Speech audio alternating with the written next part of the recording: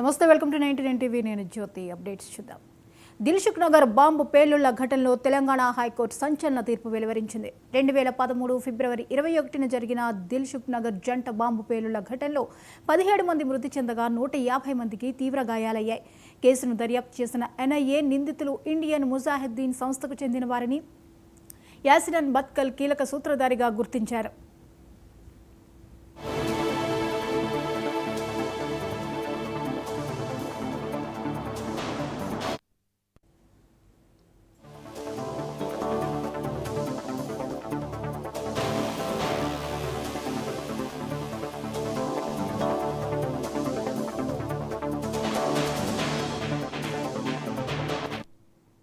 Case విచారించిన NIA special court 2016లో 5 నిందితులకు ఉరిశిక్ష ఖరారు చేసింది. నిందితులు A1 అసదుల్లాహా Akhtar, A2 Yasin Bhatkal, A3 తాసిన్ Akhtar, A4 Ziaur Rahman, A5 Vizag షాయిక్లకు ఉరిశిక్ష ఖరారు చేయగా నిందితులు ఎన్ఐఏ కోర్టు తీర్పును హైకోర్టులో సవాల్ చేశారు.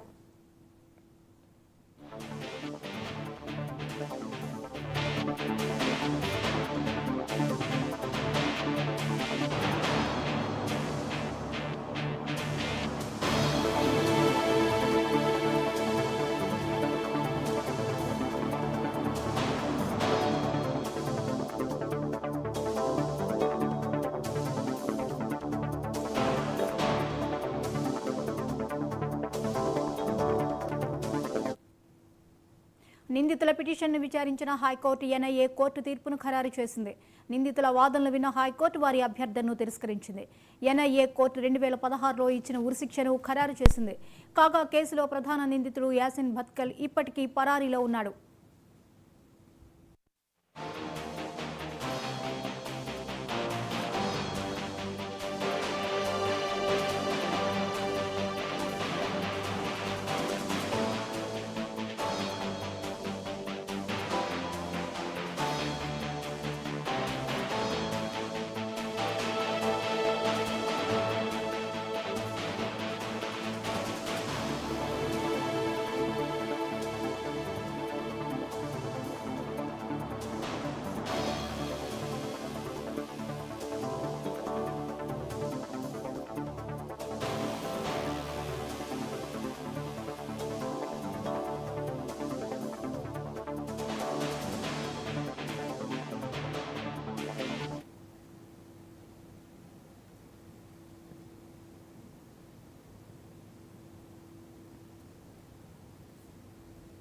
దిల్సుఖ్ నగర్ బాంబు పేలుళ్ల ఘటనలో తెలంగాణ హైకోర్టు సంచలన తీర్పు వెలువరించింది. 2013 ఫిబ్రవరి 21న జరిగిన దిల్సుఖ్ నగర్ జంట బాంబు పేలుళ్ల ఘటనలో 17 మంది మృతి చెందగా 150 మందికి తీవ్ర గాయాలయ్యాయి.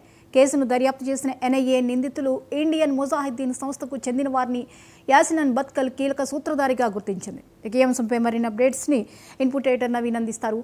నవీన్, దిల్సుఖ్ నగర్ జంట బాంబు పేలుళ్ల కేసులో నిందితులకి ఉరిశిక్షను ఖరారు చేసింది హైకోర్టు. వివరాలేంటి?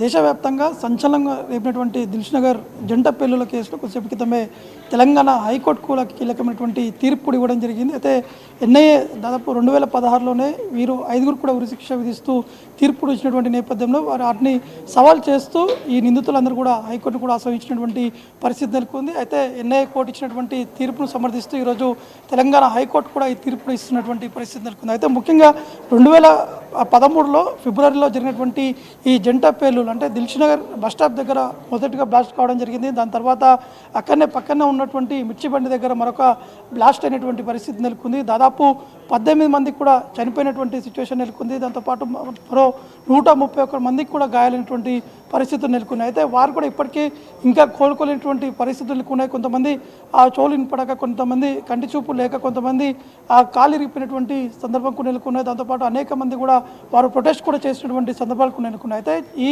బ్లాస్ట్ అనేది దేశవ్యాప్తంగా కూడా సంచలనంగా మారినటువంటి పరిస్థితులు నెలకొన్నాయి. గతంలోనే ఎన్ఐఏ కూడా ఈ అంశాలపై అనేక సందర్భాల్లో విచారణ కూడా చేపట్టడం జరిగింది. ఇందులో కీలక పాత్రగా ఉన్నటువంటి వక్తలు ఇతను ఇంకా పరారులోనే ఉన్నారు, అబ్స్కాండింగ్లో ఉన్నటువంటి నేపథ్యంలో ఇతను పాకిస్తాన్లోనే ఉన్నారని చెప్పేసి కూడా ఎన్ఐఏ సంబంధించినటువంటి టీమ్స్ కూడా గుర్తించినటువంటి పరిస్థితి నెలకొంది. అయితే దొరికినటువంటి 5 నిందితులు ఎవరైతే ఉన్నారో వారిని ఎట్టి పరిస్థితుల్లో ఉరిశిక్ష విధించాలని చెప్పేసి కూడా కోర్టు కూడా తెలిపినటువంటి పరిస్థితి నెలకొంది. A1గా ఉన్నటువంటి అసదుద్దీన్ అఖ్తర్తో పాటు A2గా ఉన్నటువంటి యాసిన్ బక్తల్, A3గా ఉన్నటువంటి తాసిన్ అఖ్తర్తో పాటు A4గా ఉన్నటువంటి జియాపూర్ రెహమాన్, A5గా ఉన్నటువంటి ఏజాక్ షాయక్ ఈ ఐదుగురిని కూడా ఉరిశిక్ష విధిస్తూ కూడా ఇప్పుడు కొంతసేపటి క్రితమే తీర్పు ఇచ్చినటువంటి పరిస్థితి నెలకొంది. ఎందుకంటే హైకోర్టులో అనేక సందర్భాలు ఈ అంశాలపై కూడా వాదనలు కూడా కొనసాగినటువంటి పరిస్థితి నెలకొన్నాయి. ఈరోజు హైకోర్టు కూడా ఈరోజు తీర్పు కూడా ఇచ్చినటువంటి పరిస్థితి నెలకొంది. అది ప్రతి ఒక్కరు కూడా అంటే ఖచ్చితంగా వారందరూ కూడా ఉరిశిక్ష విధించాలని చెప్పేసి కూడా పెద్ద ఎత్తున డిమాండ్లు కూడా వచ్చినటువంటి పరిస్థితి నెలకొన్నాయి. అనేక కోణాలకు కూడా ఎన్ఐఏ దర్యాప్తు కూడా చేపట్టడం జరిగింది. 4000 పేజీల ఛార్జ్షీట్ కూడా వారు పూర్తి స్థాయిలో డేటా సేకరించారు. ఎక్కడి నుంచి వచ్చారు వీరు, ఎప్పుడు ఎక్కడ నివాసం ఉన్నారు, వీరందరూ పాకిస్తాన్ నుంచి వచ్చారా లేకపోతే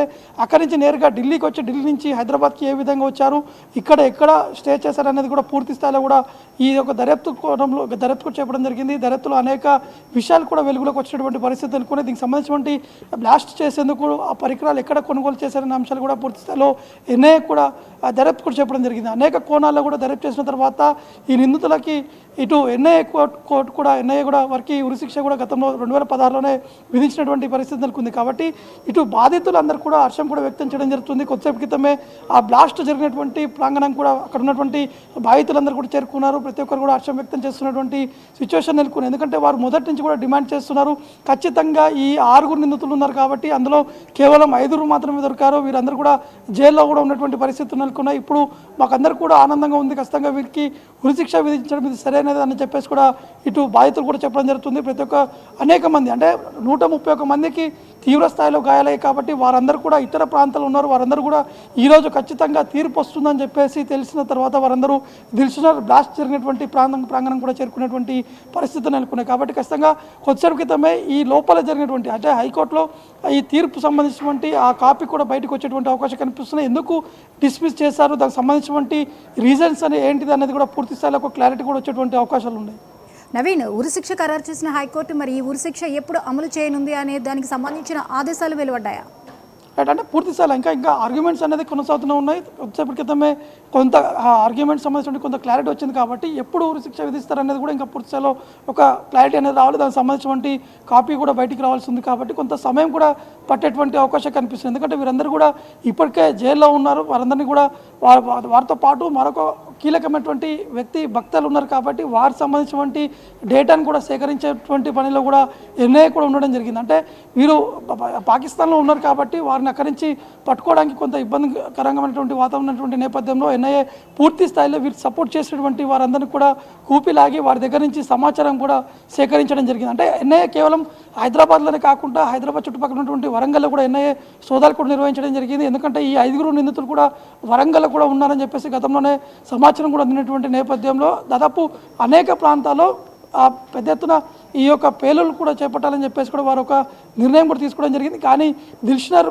బ్లాస్ట్ జరిగినటువంటి వెంటనే వీరిని గుర్తించడం జరిగింది. దాని తర్వాత వీరిని పట్టుకున్న తర్వాత దాదాపు అనేక ప్రాంతాల్లో ఈ బ్లాస్ట్ అనేది జరగలేదని చెప్పేసి కూడా పోలీసులు కూడా భావిస్తున్నటువంటి పరిస్థితి నెలకొంది. అంటే కేవలం హైదరాబాద్ టార్గెట్గా 6 చోట్ల ఈ యొక్క బ్లాస్ట్ కూడా నిర్వహించాలని చెప్పేసి కూడా ఈ నిందితులు కూడా మొదటిగా ఈ యొక్క స్కెచ్ కూడా వేయడం జరిగింది. మొదటిగా దిల్సుఖ్నగర్లో 2 బ్లాస్టులు చేపట్టిన తర్వాత దాంతోపాటు ఇంకా ఇతర ప్రాంతం అంటే రద్దీగా ఉన్నటువంటి బస్ స్టేషన్స్ ఏవైతే ఉన్నాయో అక్కడ బ్లాస్ట్ నిర్వహించాలని చెప్పేసి కూడా వారు మొదటగా పక్కా ప్లాన్ కూడా నిర్వహించినట్టు కూడా తెలుస్తుంది. అయితే ఈ బ్లాస్ట్ జరిగిన తర్వాత పోలీసులు రంగంలోకి దిగారు. దాని తర్వాత అనేక మంది అంటే ఏజెన్సీస్ అంటే దర్యాప్తు సంబంధించినటువంటి ఏజెన్సీస్ కూడా రంగంలో దిగి ఈ యొక్క దర్యాప్తు కూడా చేపట్టడం జరిగింది. దాని తర్వాత వెంటనే ఎన్ఐఏ కూడా ఈ యొక్క దర్యాప్తు కూడా చేపట్టినటువంటి నేపథ్యం కనిపించినటువంటి సమయంలో మాత్రం ఇప్పుడు ఈ పూర్తి స్థాయిలో ఛార్జ్షీట్ కూడా దాఖలు చేసిన తర్వాత అందులో అనేక అంశాలు కూడా పొందుపరిచారు కాబట్టి ఖచ్చితంగా ఈ ఎన్ఐఏ ఇచ్చినటువంటి తీర్పుని సమర్థిస్తూ హైకోర్టు కూడా ఈ యొక్క ఉత్తర్వులు కూడా జారీ చేయడం జరిగింది. Right, thank you Naveen.